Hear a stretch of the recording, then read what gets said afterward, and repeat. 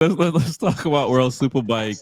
I mean, is I'll say this. I'm glad to see Bulaga fight back, and was able to at least pull two away from Top Rock, because when you're fighting for a championship and the guy just keeps stepping on you round after round, sometimes you might just say, second starting to look good.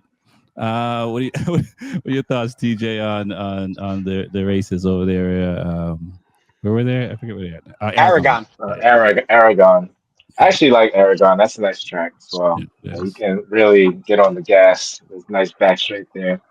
Um, didn't really see all the races, but definitely gotta go back and check, all the detail and see all the riders' Well, specialties. I Top Rock think. won one. Oh Bulaga yeah, won two. I see. Yeah. I see that. Top Rack, won the first race. It looks like. And it's good to see that he didn't win the second race, the third race, and sweep the field. So like he usually does. So it does see that Bulaga still got the fight in him. I mean, like you said, racing for a championship, like you still got to go all out at the end of the day until it's the last race, the last moment, whatever. So he's Right. gonna And I do don't. all he can to try his best. So, Yeah, but I don't know how many rounds are left. But that kind of riding, do you think that gives more confidence to Bulaga? Because it's just kind of like, I mean, he only gained 3 points when it's all said and done. But does that give that kind of motivation to be like, all right, man, I can probably beat this guy at the rest of till the rest of the season. I don't know if it's enough to win, but at least it could be I, a thorn. TJ. I mean, yeah, I mean, I'm looking at it now. He's only down on like 40 some points. So like say I mean Top Right rarely has a DNF, but you got to think what can be possible. I mean, some people crash and still enter the race to anticipate a red flag to try to fix their bike to hope for a red flag. So you gotta just hope for the best. He's still not too far away. I don't know how many races are left, but on a race weekend they have a couple races, so anything can happen. Yeah, I agree. Anything? What are your thoughts on what the BMW is doing over there, Reese, with Top Rock, and what Bulaga is doing? Because like I mentioned to TJ, I mean, obviously Bulaga's won before, but this one is like a good basketball game when y'all are both playing hard and anybody could win, and usually it's Top Rock getting the better side of you, but now you pull something out. So I mean, it's unfortunate for next season because Top Rock is leaving, but Bulga's confidence got to be really high after this past round. I mean, yeah, I mean, his his confidence goes high. I mean, you do roll your confidence in going into the next round or the next race. You do roll that in. So that does have a play a factor into it. I mean, because when you win, I mean, you're riding that high horse. Um, I mean, but at the end of the day, I mean, it's it's kind of sad. Is again, I always say this: it's not that you're going against BMW, you're going against Top Rat. You're not going against a bike. I mean, it's the BMW is a great bike. It's a hell of a bike. I mean, but as far as certain things, it's the actual rider because you put top caliber guys on the bike before, and where were they at? So you put Top Rack on it, he destroys. You put Top Right. Rack on the Yamaha, he destroyed. You put him on anything else, he's going to destroy. It's just who he is. So I mean, Bullock going against Top Rack, and at this point in time, I don't think it's enough rounds left. I mean, unless Two you have rounds. a Two rounds. DNF with Yeah. 2 rounds, Yeah. so it's at 100 points plus the sprint races. No, 200 points. Yeah. It's 25. Yeah, so you can still win, but you're hoping for Top Rack to DNF. And if he Right. doesn't DNF, I mean, you're kind of up shit's creek without a paddle. Right. Uh, do you agree that it seems like Bulliga rode like Top Rock this weekend? Like you pretty much had to put the bike in all the right places to get in front of Top Rock. He did. He had to put it in the right place, the right time. I mean, like Lewis said, I mean, certain tracks are geared for that brand. It's just the way it is. this track may work well for Ducati. This track may work well for a Honda. It may work well for Yamaha versus BMW. Aragon may be great for a Ducati. You know, it just may be the way it's designed, the way it's set up. A Ducati is going to work well on it. And then, they got the next year's bike coming finally, the V4R. So it might be work well for it.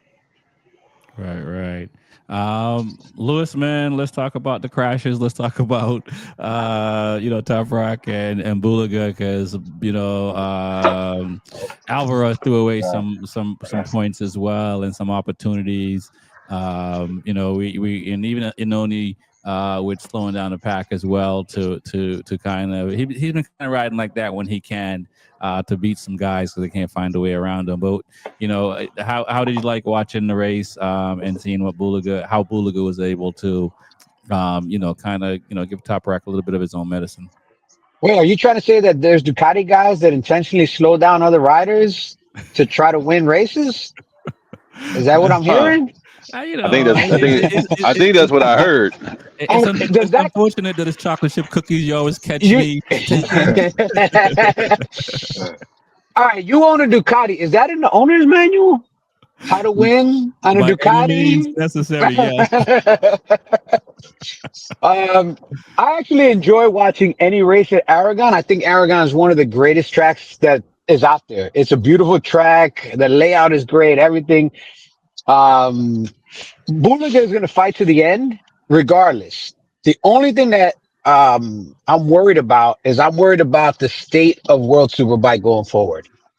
And I don't know if you guys saw this, but there was an interview with Top Rack, and now that he's leaving World Superbike, I think he's a little bit more open in his interviews about certain things about World Superbike that maybe in the past he wasn't so open about. Because when you're working somewhere, you don't want to shit on the place you work on. But when you got a new job, it's like, yo, that place sucks.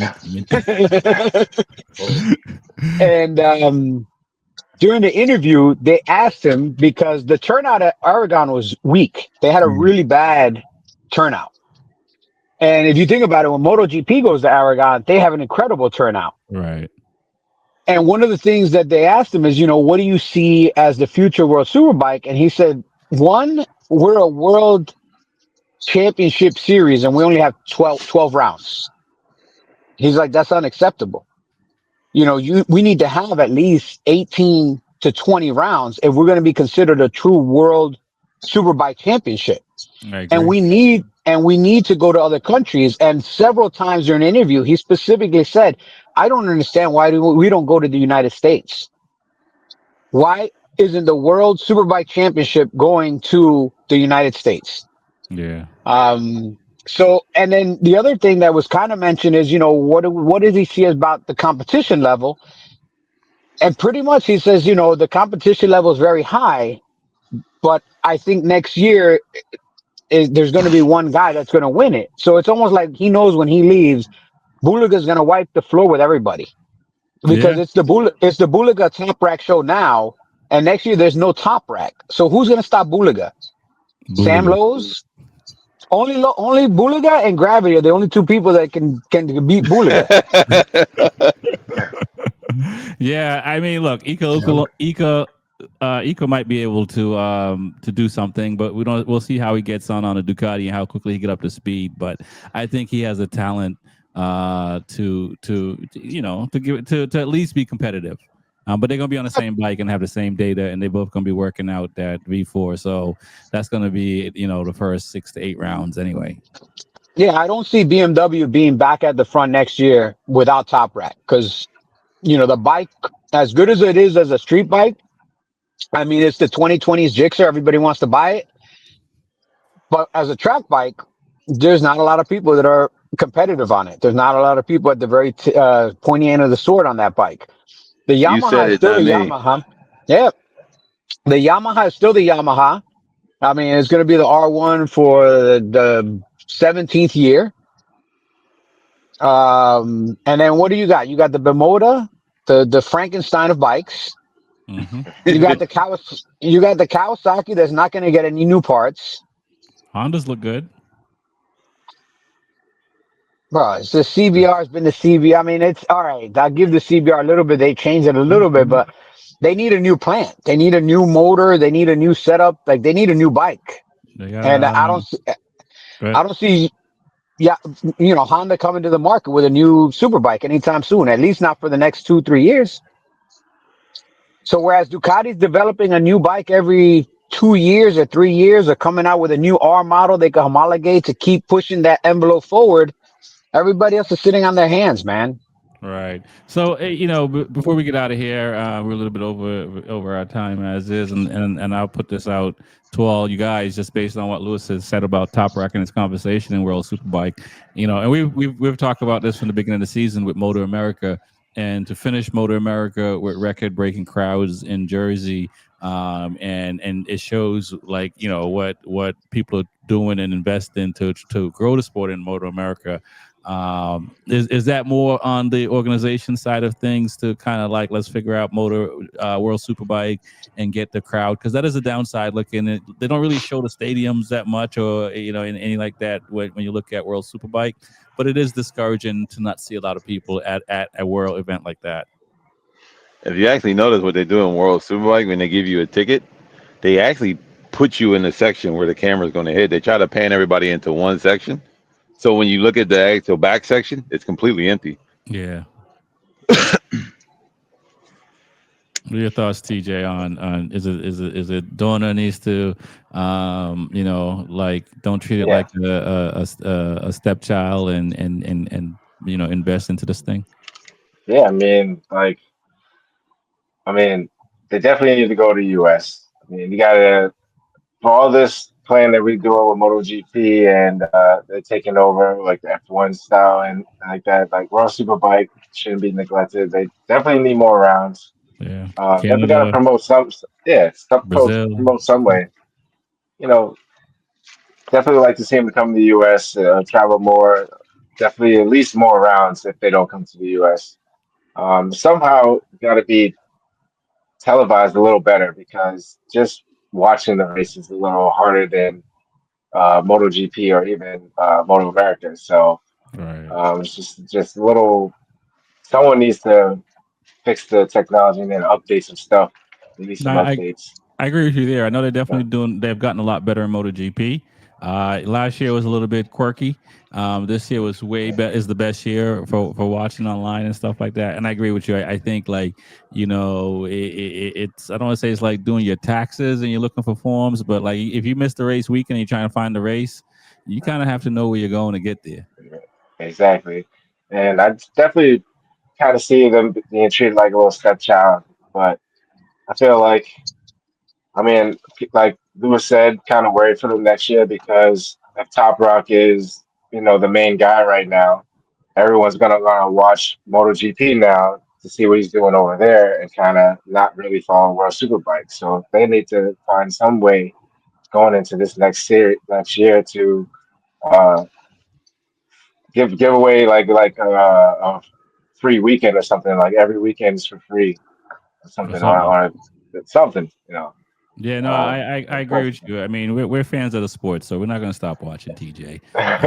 we'll go free. We're gonna find our way. You know what I'm saying? But I feel you. Numbers guys, that guy, you brought it up, you said it. If you're saying that we should be worried because it sounds like they need a big injection of cash and something. I mean, they need, I don't know if it's an injection of cash. I don't know if they're circling the wagons to try to profit as much as they can from what they already have, so that they're keeping more of the money instead of reinvesting it in the right way. There's certain things, if you look at the MotoGP events and you look at the World Superbike events, for me, the broadcast quality should be the same, I agree. but it's not the same. In MotoGP, you get a lot more helicopter shots. You don't see that many helicopter shots in World Superbike. And the reason You for only that, get 5 gallons, man. 5 gallons of the diesel fuel. the reason for that is they don't have a helicopter.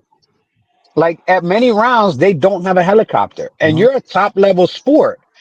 Get a fucking drone, man. Buy a DJI. You don't have to buy a whole helicopter, but you got to do something, man. You got to bring that quality up. And then again, I understand there's a cost involved in shipping everything to the Americas, to the Western Hemisphere. But schedule it the way that MotoGP does. Do a round in South America and do a round in North America. And the round in North America, combine it with possibly some Moto America racing as well to benefit both series, to give the American class here. That's what we used to do when they used to go to Laguna Seca, the support series. They would have superbikes. They would have American superbikes racing at Laguna Seca alongside either MotoGP or World Superbike. And then some of our American riders could even wild card in the superbike race that weekend. Right. This is how you grow the sport. You got to grow interest from within the country. If they go to Asia or they go to some other Asian market, you know, have some of the riders there in World Superbike compete with them. Obviously, you can't do that with MotoGP because if I put a hooked up R1 next to a Ducati MotoGP bike, that shit's gonna get the doors blown off of it. But in World Superbike, you can technically build a superbike. Attack has a superbike. Attack's Right. going to race in World Superbike on a superbike. Bring World Superbike here. Have guys from here be able to wild card in that event. It'll draw more interest. Have Motor America be part of the event. It'll draw more interest. It'll help both series grow. And you got to bring World Superbike back to this hemisphere, man. You can't, because right now, what it's starting to look like to me is the European Motor America. They race in Europe and they Yeah. do one or two rounds in some other places, but they're mainly a European racing. So then don't call it the World Superbike, man. At that point, it's the European Superbike. Get rid of BSB and just make it the European Superbike because you're killing the sport, man. And I, as a fan that loves Superbike, I actually love Superbike racing, man. I like to know that these things, even though they're not anything like you get on the showroom floor, they're built off a showroom platform. They're built off something I could buy and obtain myself. It won't be the same, but at least I own something similar to what that guy that I'm a fan of can ride. I can never own a Ducati MotoGP bike. I can never own a Honda MotoGP bike, but I can own a CBR 1000. I can't own a Ducati V4R. Right. And again, these are things that are at the manufacturer level and at the Dorna racing level that they have to see that yes, if you make a great bike and that bike wins, that technically that bike sells. And that bike gives you the opportunity because it sells to reinvest in developing better bikes. And this is what Ducati's been doing, and that's why they're so dominant. And I can't take it away from them. A lot of people like to complain about the Ducati Cup. Can't complain from the dudes are building bikes, making money, taking that money, building more bikes. So as a Okay. numbers guy, fucking count some numbers, people. That's